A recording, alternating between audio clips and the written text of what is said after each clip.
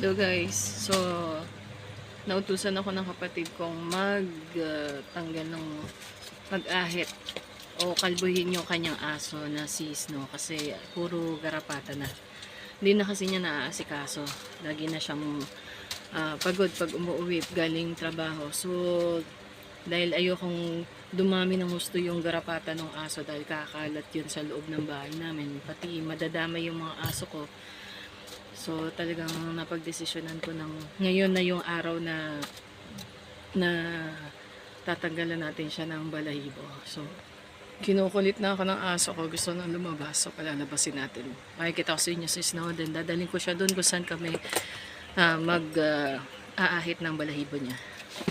Guys, ito si Berna, ay si Snow. Gusto na niya lumabas. Kamot na siya ng kamot. Natatay siguro to. Dito kami sa labas. Guys, dito kami sa labas. Para yung balahibo niya dyan lang, dito madaling linisin. Kesa sa loob, mahirap linisin doon kasi sasabit sa mga damit. So ayan, kamot siya ng kamot. Ang dami niyang garapata. Ito yung maraming garapata noon kasi hindi ko siya mahawakan. Ngayon, nagpapahawak na siya kasi nga lalaki yan. Ayaw ni Snow dyan eh. Ayan, ang haba din ng balahibo niyan dati. Ngayon, kinalbo ko. Tapos, nagpapahawak na siya kaya nakukutuhan ko siya. Napapaliguan na din. Dati hindi ko mahawakan yan. Ayan, umpisa na natin. Guys, grabe na yung balat niya. Nagkakaroon na siya ng skin disease dahil sa mga garapatang to. Ayan, ang dami oh. Nalalagas din yung balahibo niya. Ayun, ang lalaki. Grabe. Ito guys, ginapitan ko muna. Kasi pag ginamitan ko ng razor yan, lahat ng garapata madadaanan. So, dudumi ng husto yung razor ko. Pati dugo nila nakakalat. So, ayan o. Nakita na yung mga garapata. Tanggalan muna natin ng garapata bago natin siya gupitan ay eraser para hindi natin madali yung mga garapata niya. Guys, nakutuhan ko na siya. Naalis ko na yung mga garapata dito sa side na to. So ito, i-eraser ko muna to. Ayan. Then later na yun sa kabila. Ayan, may mga garapata pa. Hindi ko pa natatanggal guys. So guys, ito yung gagamitin ko para sa aso.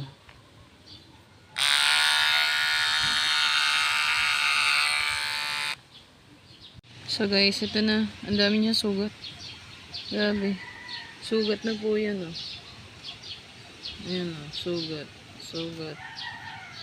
Sugat na yan.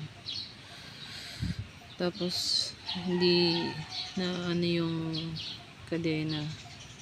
Yung stain niya, stain ng bakal napunta na sa leeg, hindi na aasikaso talaga. Grabe. So tayo ang mag-aasikaso. This is no, medyo maitim yung balat niya kasi gumulong siya dito sa lupa. Ayan. So ito, natakpan yung mga ang dami niyang sugat. Yung mga may itim na yan, putik yan. Ay, lupa. Ito. Nandito kasi siya nakahiga. Kaya, ayan o. Sugat na yan, guys. Yung buntot niya, may sugat din. Mawawala na rin yung gagamatin na namin. Gagamatin na pala ng may-ari. So, gugupitan lang natin yung dito para konti pa. Natatakot na kasi siya eh. Sa razor. Ayan. Sa poso tayo, papaliguan na natin si Snow. Yung dalawang balde para sa kanya. Grabe, tingnan nyo kung gaano kadami yung putik na nasa katawan niya. Ginawa kasi niya, humiga kasi siya eh. Kaya umpisa na natin. Tapos na ako magpaligo. So ito yung sabon na ginamit ko. Ito na guys, is no maputi na. Ayan, kitang-kita niya na yung rashes niya. Ang dami. Dahil nawala na yung itim. Ayan. Ligo na siya.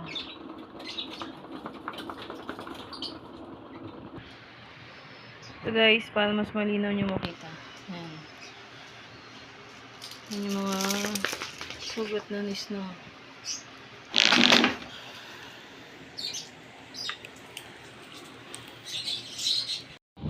Ito guys, si Snow. Nagpupuyo na siya.